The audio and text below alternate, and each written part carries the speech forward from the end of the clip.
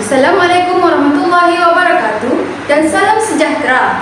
Yang dihormati barisan panel yang bijaksana, pensyarah yang saya hormati serta rakan-rakan mahasiswa yang menjadi pewaris kepimpinan negara.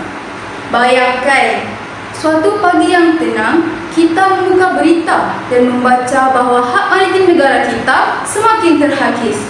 Bukan kerana kalah berperang, tetapi kerana kalah bersuara. Bayangkan, anak cucu kita berdiri di hadapan kita, mata mereka penuh persoalan, lalu bertanya, apakah peranan kalian ketika negara berada di persimpangan? Adakah kita membisu? Adakah kita sekadar menekan butang kongsi di media sosial? Atau kita bangkit sebagai generasi berilmu yang memahami bahawa maruah negara bukan bahan perdebatan kosong? Hadirin sekalian, saya tidak berdiri di sini sebagai individu. Saya berdiri sebagai suara siswa, suara yang lahir dari Dewan Kuliah, suara yang ditempa oleh fakta, suara yang tidak sekadar beremosi tetapi berprinsip dan berstrategi. Di hadapan kita berdiri sebuah dunia yang sentiasa bergerak, berubah dan berdenyut dengan cabaran baru. Kuasa datang dan pergi, kepentingan silih berganti, namun satu perkara yang tetap utuh menjadi asas kepada sesebuah negara, iaitu kedaulatan. Hadirin sekalian, dunia hari ini sedang melalui perubahan kuasa global yang dinamik.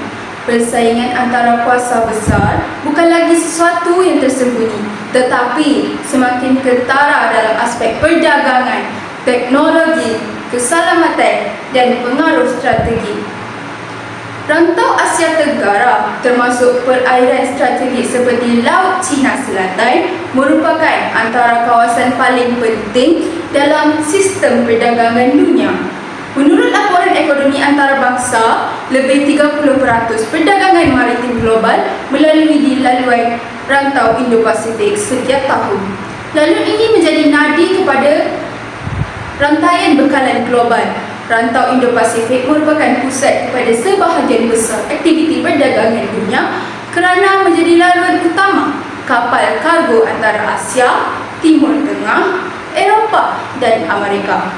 Laluan ini menghubungkan ekonomi utama dunia seperti China, Jepun, Korea Selatan, India dan negara-negara ASEAN.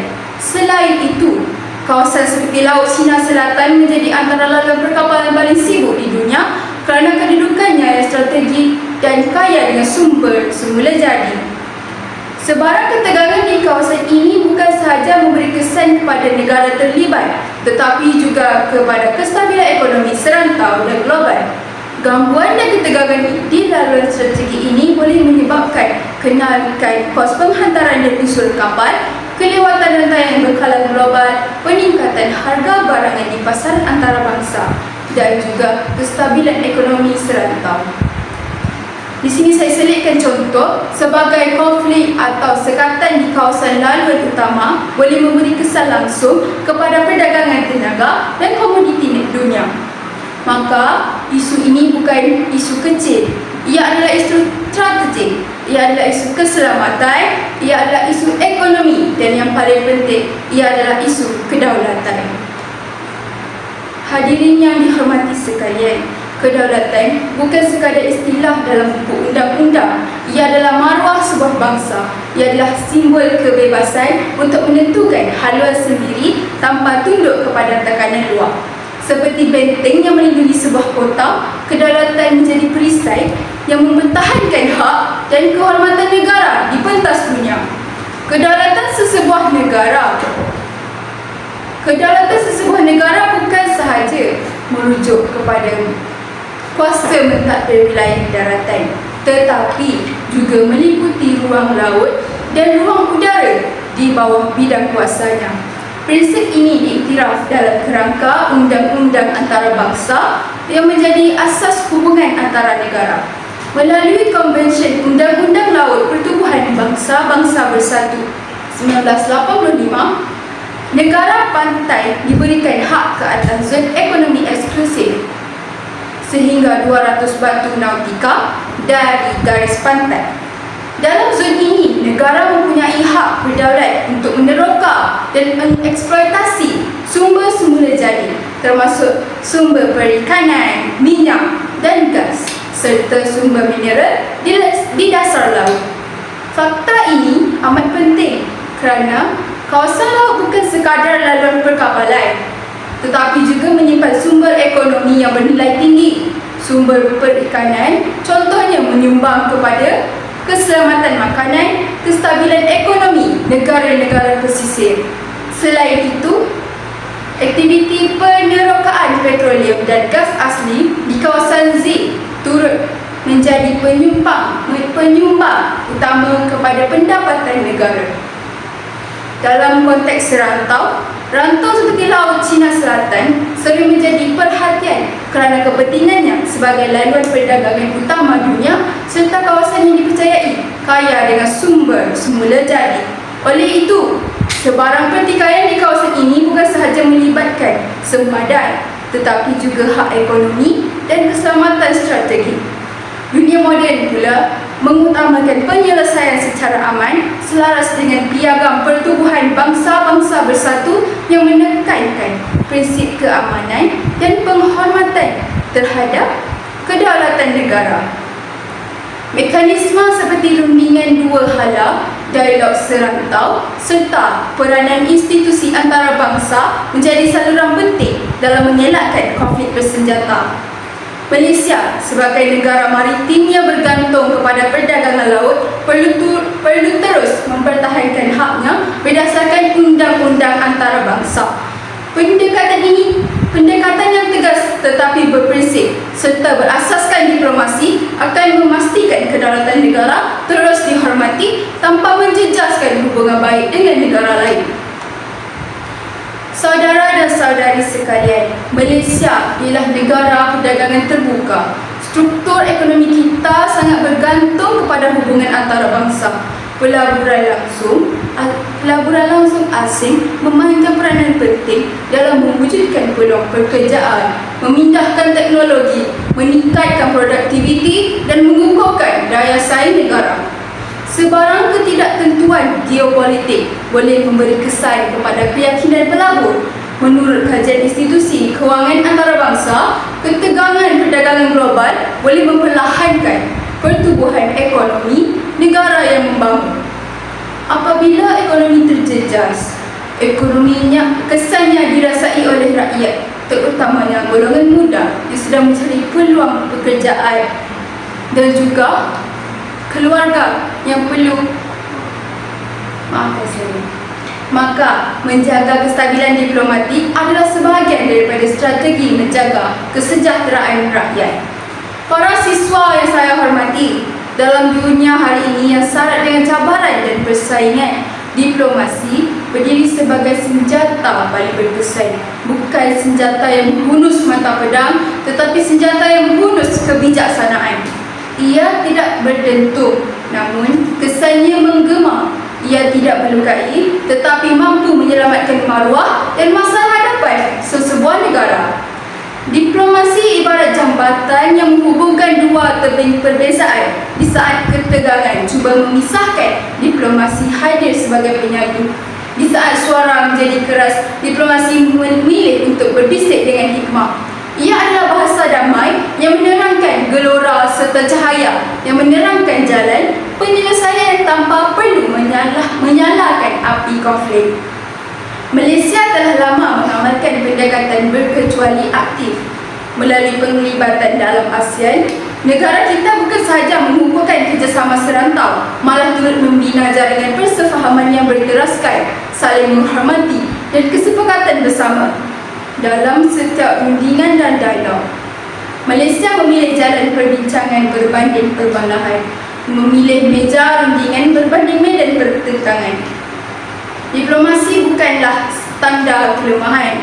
Diplomasi bukanlah simbol penyerahan diri. Sebaliknya, diplomasi ialah cerminan kematangan sebuah negara berdaulat.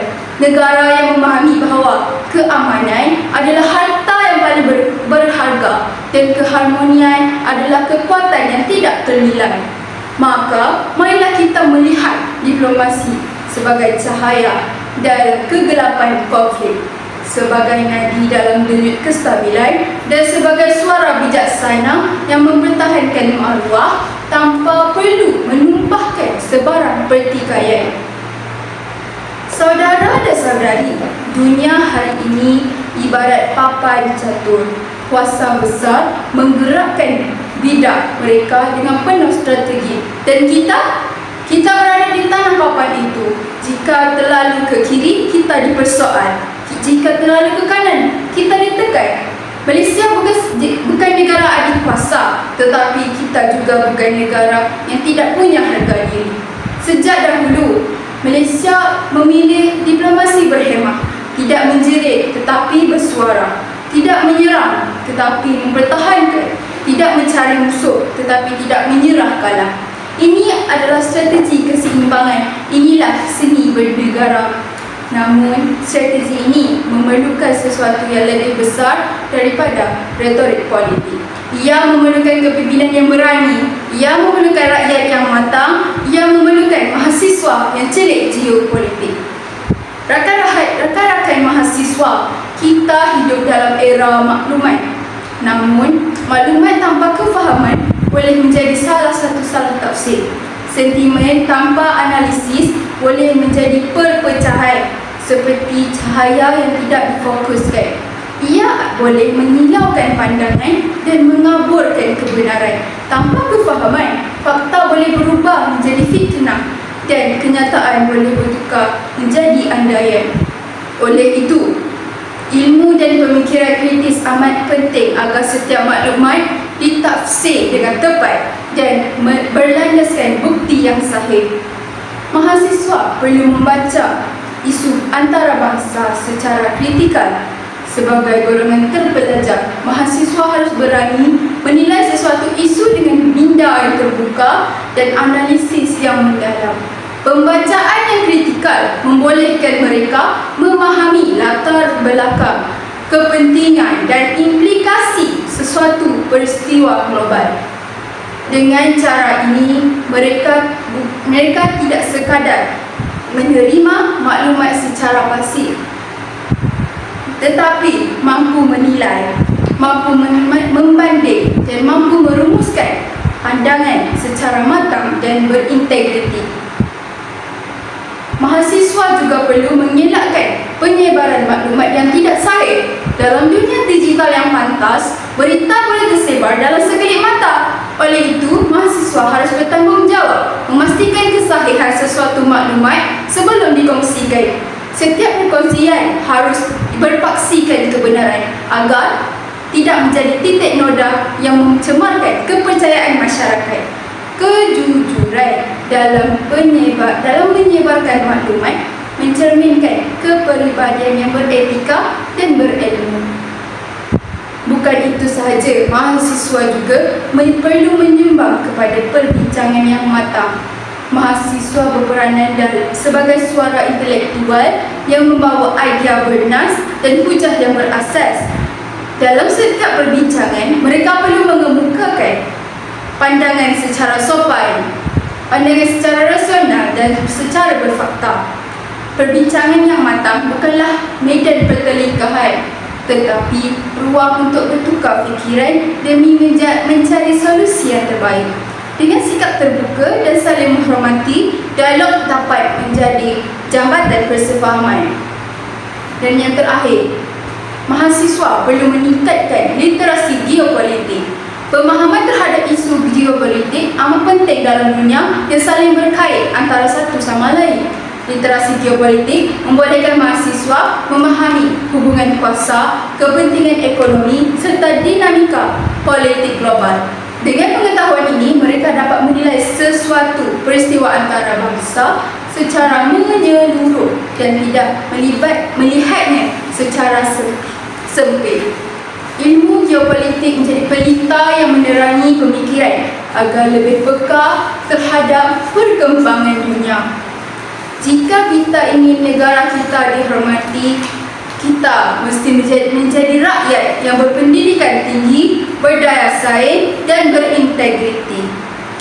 Hadirin yang dihormati sekalian, bagi memastikan keseimbangan antara kedaulatan dan ekonomi, Malaysia boleh memperkukuhkan diplomasi pelbagai hala. Melalui kerjasama dalam ASEAN, Malaysia boleh memastikan isu keselamatan serantau dibincangkan secara kolektif dan bukan secara unilateral. Pendekatan multilateral memberi kekuatan moral dan politik kerana suara bersama lebih dihormati dalam sistem antarabangsa. Selain itu, pelibatan aktif dalam pertubuhan bangsa-bangsa bersatu membolehkan Malaysia mengekalkan pendirian berlandaskan undang-undang antarabangsa. Diplomasi pelbagai hala memastikan bahawa sebarang pertikaian diselesaikan melalui rundingan, bukan tekanan. Seterusnya, Malaysia boleh memodenkan sistem keselamatan maritim. Ini tidak bermaksud mempertingkatkan ketenteraan secara agresif, tetapi memastikan keupayaan pemantauan dan pengawasan berada pada tahap yang optimal. Malaysia perlu meningkatkan teknologi pemantauan laut, mengukuhkan rondaan maritim, memperluas penggunaan sistem radar dan satelit, meningkatkan koordinasi antara agensi keselamatan. Keselamatan yang kukuh memberi mesej jelas bahawa Malaysia serius dalam mempertahankan haknya, tetapi tidak beroperasi dalam kerangka undang-undang. Bukan itu sahaja, Malaysia perlu memperluaskan kepelbagaian rakan dagang. Malaysia perlu mempelbagaikan sumber ekonomi dan rakan perdagangan. Kebergantungan berlebihan kepada satu pasaran adalah atau satu pasar ekonomi boleh meningkatkan risiko tekanan luar. Strategi ini boleh dilaksanakan melalui mempelbagaikan pasaran ekspor, memperkukuh hubungan dengan negara-negara membangun lain, meningkatkan perdagangan serantau dan menggalakkan industri tempatan berorientasikan nilai tambah tinggi. Dengan kepelbagaian ini, ekonomi negara menjadi lebih tahan terhadap sebarang gangguan geopolitik. Ekonomi yang pelbagai adalah ekonomi yang stabil. Di samping itu, Malaysia mampu meningkatkan daya tahan rantaian bekalan domestik. Malaysia perlu membina daya tahannya nasional. Daya tahan bukan sahaja merujuk kepada aspek keselamatan atau ekonomi, tetapi juga kesatuan rakyat. Rakyat yang bersatu dan berpengetahuan akan lebih sukar dipengaruhi oleh maklumat tidak sahih atau propaganda luar. Oleh itu, pendidikan sivil, literasi digital dan pemahaman geopolitik perlu diperkukuh dalam sistem pendidikan. Mahasiswa khususnya perlu menjadi agen kestabilan, bukan penyebar perpecahan. Langkah-langkah ini akan memastikan negara lebih stabil dalam menghadapi cabaran global. Hadirin sekalian, kemerdekaan bukan sekadar sambutan tahunan. Ia adalah amanah yang perlu dipertahankan setiap hari. Apakah makna kemajuan jika maruah tergadai? Apakah makna pembangunan jika kedaulatan dikompromi? Apakah makna kemerdekaan jika kita tidak mampu mempertahankannya? Apakah nilai pembangunan jika maruah negara tergadai? Kedaulatan dan ekonomi bukan dua pilihan yang bertentangan. Keduanya mesti bergerak seiring. Malaysia mesti berdiri teguh tetapi dengan kebijaksanaan. Malaysia mesti bersuara tetapi dengan strategi. Malaysia mesti tegas tetapi dengan diplomasi. Dan sebagai suara siswa, marilah kita menjadi generasi yang boleh, yang bukan sekadar berbicara tentang masa depan, tetapi membinanya dengan ilmu, integriti dan tanggungjawab. Kerana masa depan negara ini tidak ditentukan oleh kuasa besar di luar sana, tetapi oleh generasi muda yang berani berfikir dan bertindak dengan bijaksana. Kedaulatan dan ekonomi mesti bergerak seiring. Ketegasan mesti disertai dengan kebijaksanaan. Keberanian mesti dipandu dengan ilmu. kerana masa depan Malaysia tidak ditentukan oleh kuasa besar di luar sana, tetapi oleh generasi muda yang berilmu, berprinsip dan berai. Sekian, terima kasih.